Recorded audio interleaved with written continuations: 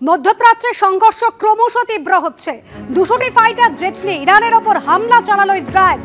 ইরানের মেহরাবাদে যুদ্ধ বিমান ঘাঁটিতে ইসরায়েলের হামলা। ইসরায়েলের হামলায় ইরানের মোট 104 জনের মৃত্যু হয়েছে, আহত হয়েছেন 376 জন। পাল্টা ড্রোন হামলা ইরানের। তেল আভিভে পরপর বিস্ফোরণ। ইসরায়েলের ওপর 150টি ড্রোন হামলা ইরানের। ইরানের হামলায় ইসরায়েলের 2 বাসিন্দার মৃত্যু হয়েছে, আহতের সংখ্যা 83। ইসরায়েল ইরান সংঘর্ষে চাপ বাড়ছে নয়াদিল্লির ওপর। পেহেলগাঁওয়ের পর আগাগোড়া ভারতের পাশে দাঁড়িয়েছিল ইসরায়েল। আর অন্যদিকে ভারতের তেলের চাহিদার বড় অংশ মেটায় ইরান। দুদেশের সংঘর্ষের ফলে আন্তর্জাতিক বাজারে বেড়েছে অপরিশোধিত তেলের দাম। সংঘর্ষের ধাক্কা ভারতীয় মুদ্রায়। ডলারের তুলনায় টাকার দাম নিম্নমুখী।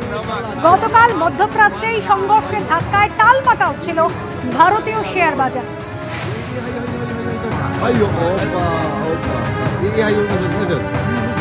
মধ্যপ্রাচ্যের যুদ্ধ পরিস্থিতির ফলে বেড়েছে অপরিশোধিত তেলের দাম। এমন চললে আরও তেলের দাম বৃদ্ধি পাবে, যার ফলে দ্রব্যমূল্য বৃদ্ধির আশঙ্কা থাকছে। এমনই মত আন্তর্জাতিক সম্পর্ক বিশেষজ্ঞ রাজাগোপাল ধর চক্রবর্তী। কিন্তু যেটা কটা সম্ভাবনা আছে, যুদ্ধ হবার ফলে ওই যে জায়গায় যুদ্ধটা হচ্ছে সেটা তো তেল উৎপাদনের জায়গা, তেল এবং তেল চলাচলের জায়গা। হ্যাঁ, স্টেট অফ হরমুজ যেটা দিয়ে সব তেল যায় পারস্য উপসাগরের নিচে। আচ্ছা, আমাদের যে দুধবাহী তেলবাহী জাহাজ যেগুলো আছে সেখানে দিক দিয়ে আসবে, সেগুলো আটকে যাওয়ার সম্ভাবনা আছে। অলরেডি তেলের দাম তো ব্যাপকভাবে বেড়েছে এবং আরো বাড়ার সম্ভাবনা রয়েছে। যুদ্ধ কতদিন চলে তার ব্যাপকতার উপর নির্ভর করবে তেলের। ইসরায়েল এবং ইরানের মধ্যে যে সংঘর্ষ, তাতে নয়াদিল্লির ওপরেও কিন্তু ক্রমশ চাপ বাড়ছে। কারণ ইসরায়েল পেহেলগাঁও কাণ্ডের পর যেভাবে জঙ্গি হানা হয়েছিল, সেই সময় ভারতের পাশে দাঁড়িয়েছিল। আর ইরানের সঙ্গে ভারতের একটা দীর্ঘ বাণিজ্যিক সম্পর্ক রয়েছে। তেলের বড় একটা অংশ আসে ইরান থেকে।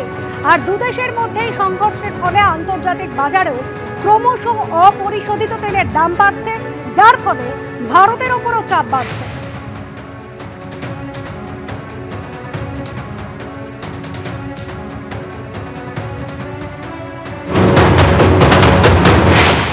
একটু তো একটা আমাদের দ্বন্দ্ব রয়েছে, কারণ ইসরায়েল সত্যি আমাদের বহুদিনের সম্পর্ক, কিন্তু প্যালেস্টাইনের সাথে বা আপনি যদি দেখেন আরবের কোনো দেশের সাথেই আমাদের খারাপ সম্পর্ক না, এবং ইরানের সাথেও যথেষ্ট ভালো সম্পর্ক, এবং আমাদের নিজস্ব কিছু স্বার্থ রয়েছে।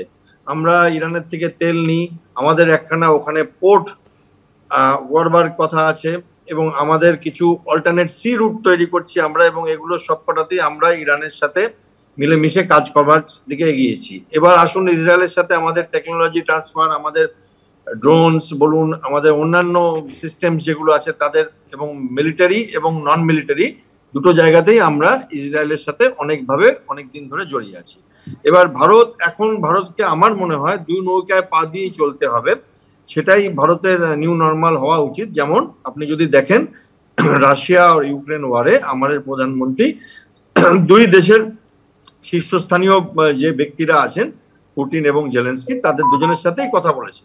তো আমার মনে হয় সেভাবে এটাকে ভারতকে ম্যানেজ করতে হবে। কোনো একজনের পক্ষ নিয়ে ভারত দাঁড়িয়ে পড়লে সেটা ভারতের পক্ষে এই মুহূর্তে বোকামো হবে, এবং আমার মনে হয় সেটাই ভারত করবে।